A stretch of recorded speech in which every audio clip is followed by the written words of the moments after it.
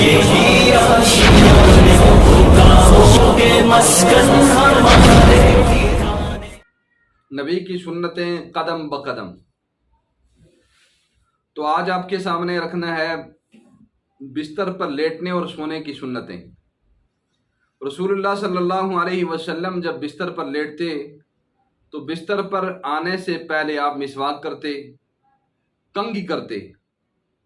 آپ صلی اللہ علیہ وسلم باوضو ہو کر سویا کرتے تھے اور دائیں کروٹ سوتے تھے۔ اور آپ صلی اللہ علیہ وسلم نے فرمایا کہ ایک شخص اگر باوضو سویا ہے اور اسی حال میں مر گیا تو وہ شہید کے زمرے میں اٹھے گا، یعنی اس کو شہادت کی موت ملے گی۔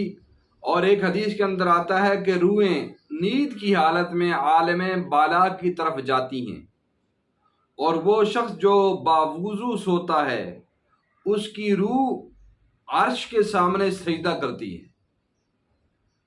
اور یہ سرہانے مسواک رکھنا یہ سنت ہے، اور سونے کے لیے تکیہ رکھنا یہ بھی سنت ہے۔ چمڑے کا تکیہ سنت ہے، پیٹ کے بل لیٹنا خلاف سنت ہے۔ اور فرمایا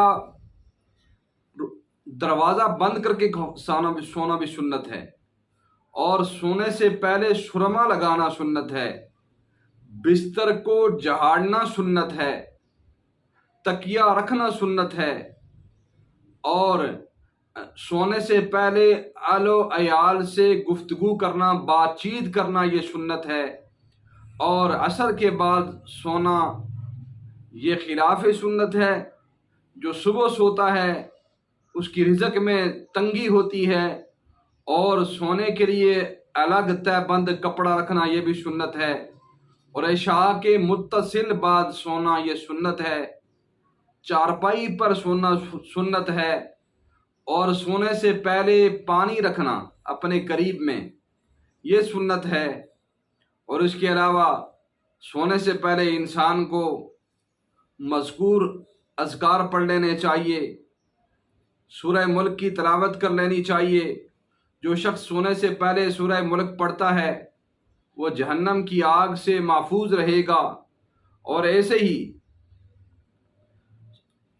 بستر پر لیٹتے ہوئے بستر کو جھاڑ کر انسان لیٹے، مراقبہ کرے، باوضو ہو، سوچے کہ دن میں نے جو عمل کیے ہیں کتنے اچھے ہیں کتنے برے ہیں، اچھے اعمال پر شکر ادا کرے، برے اعمال پر توبہ استغفار کرے، اور پھر آیت الکرسی پڑھے، مسنون دعائیں پڑھے، اور معوذتین پڑھے، سورہ فاتحہ پڑھے، اور اس طرح سنت کے مطابق دائیں کروٹ سو جائے۔